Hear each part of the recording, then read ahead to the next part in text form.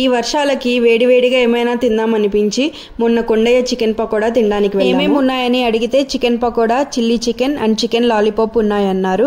ఇక లేట్ చేయకుండా మేమైతే ఒక ప్లేట్ చికెన్ పకోడా, ఒక ప్లేట్ చిల్లీ చికెన్ అయితే ఆర్డర్ చేసాము. ఇక అన్న ప్రిపరేషన్ అయితే స్టార్ట్ చేసేసారు. చికెన్ తో పాటు చూసారా గ్రీన్ చిల్లీస్ ని కూడా మసాలాలో కలిపి చికెన్ తో ఫ్రై చేస్తున్నారు. అసలు ఇవి టేస్ట్ అయితే అదిరిపోతాయి. వేడివేడిగా అయితే తీసి ఇచ్చారు. అసలు ఆ వర్షానికి వేడివేడిగా ఉన్న చికెన్ తింటుంటే భలే ఉనింది. పకోడాతో పాటు గ్రీన్ చిల్లీస్ వేసి ఫ్రై చేసి ఇచ్చారు కదా, అసలు అవి రెండు నంజుకొని తింటుంటే భలే ఉనింది టేస్ట్ అయితే. ఇక చిల్లీ చికెన్ విషయానికి వస్తే అది కూడా సాఫ్ట్ గా సాసీగా భలే ఉనింది. బూస్టెడ్ చికెన్ కూడా ట్రై చేద్దాం అనుకున్నాం, బట్ అక్కడికే పొట్ట ఫుల్.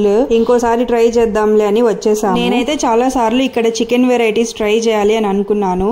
ఇన్ని డేస్ కి కుదిరింది అసలు నాకైతే. మన ప్రొద్దుటూరులో ఇంకా ఎక్కడెక్కడ చికెన్ పకోడా బాగుంటుందో కమెంట్స్ లో సజెస్ట్ చేయండి. ట్రై చేసి మీరు సజెస్ట్ చేసిన స్పాట్స్ ఎలా ఉన్నాయో చెప్తాను. పేజ్ ని ఫాలో అయ్యి వీడియోని లైక్ చేయడం మర్చిపోకండి. బాయ్.